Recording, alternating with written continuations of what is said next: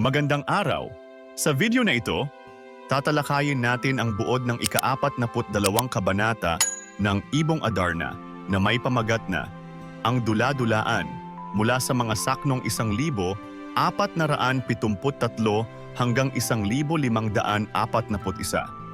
Pag-aaralan din natin ang mga mahahalagang pangyayari, tauhan, tagpuan, talasalitaan at aral, mensahe o implikasyon na matatagpuan sa kabanatang ito. Simulan na natin. Ang kabanatang ito ay may tampok na dalawang mag-asawang Ita na lumabas mula sa Prasko. Ang asawang Negrita ay hinahampas ng pamalo ang Negrito sa tuwing hindi naaalala ng kaniyang mister ang mga pangyayari. Humingi sila ng tugtog sa musiko para masimulan na ang dula-dulaan. Sa pamamagitan ng kanilang dula, ibinabahagi ng mag-asawa ang mga pagsubok na pinagdaanan ni Don Juan sa kamay ni Haring Salermo. Kabilang dito ang utos na pagpapatag at pagtibag ng bundok, pagtatanim at pag-aani ng trigo para gawing tinapay, ang paglipat ng bundok sa harap ng bintana ng Palasyo Real, ang pagtatayo ng isang kastilyo sa gitna ng karagatan, ang paghahanap sa nawawalang singsing ng hari kung saan tumalsik ang daliri ni Maria Blanca, ang pagpapaamo sa isang kabayo na si Haring Salermo din pala, at ang pagkapili ni Don Juan kay Maria Blanca kung saan naging palatandaan niya ang nawawalang hintuturo ng prinsesa. Kapag pinapalo ng Negrita ang asawa, tuwing hindi maalala ang kanyang salaysay ay si Don Juan ang siyang nasasaktan. Dumako naman tayo sa mga mahahalagang pangyayari. Nagsimula ang dula-dulaan ng dalawang mag-asawang Ita kung saan ginamit ang kanilang pagganap upang isalaysay ang mga pagsubok ni Don Juan. Ipinapakita sa dula ang utos ni Haring Salermo kay Don Juan tulad ng pagpapatag at pagtibag ng bundok at pagtatanim ng trigo upang gawing tinapay. Kabilang din ang utos na paglipat ng bundok sa harap ng Palasyo Real at pagtatayo ng kastilyo sa gitna ng karagatan.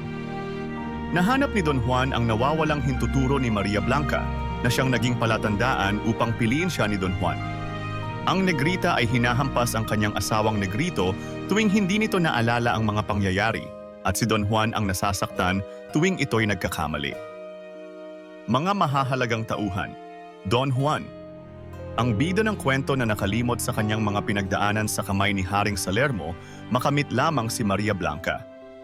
Maria Blanca, ang prinsesang kasama ni Don Juan sa kanyang mga pagsubok at nawalan ng hintuturo na naging tanda upang siya'y makilala at piliin noon ni Don Juan. Haring Salermo, ang hari at ama ni Maria Blanca na nagbigay ng mga imposibleng utos kay Don Juan upang subukin siya.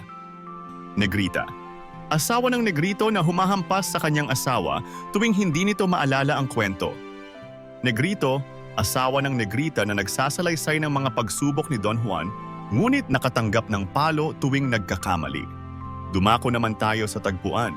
Ang kabanata ay naganap sa palasyo ng Berbania kung saan ginanap ang dula-dulaan ng mag-asawang Ita na nagsasalaysay ng mga pagsubok ni Don Juan na inutos ni Haring Salermo. Ngayon naman ay talakayin natin ang mga talasalitaan na ginamit dito. Gunitain, alalahanin, hudyat, senyas o palatandaan, ipatibag, ipagiba o ipasira, kasalo, kasama o kapiling sa pagkain, lumibad, pag-ikot o pagpihit ng magkapareha kapag nagsasayaw. Maturol, maipakita o maipahayag ng tiyak at maikli, madaling maintindihan.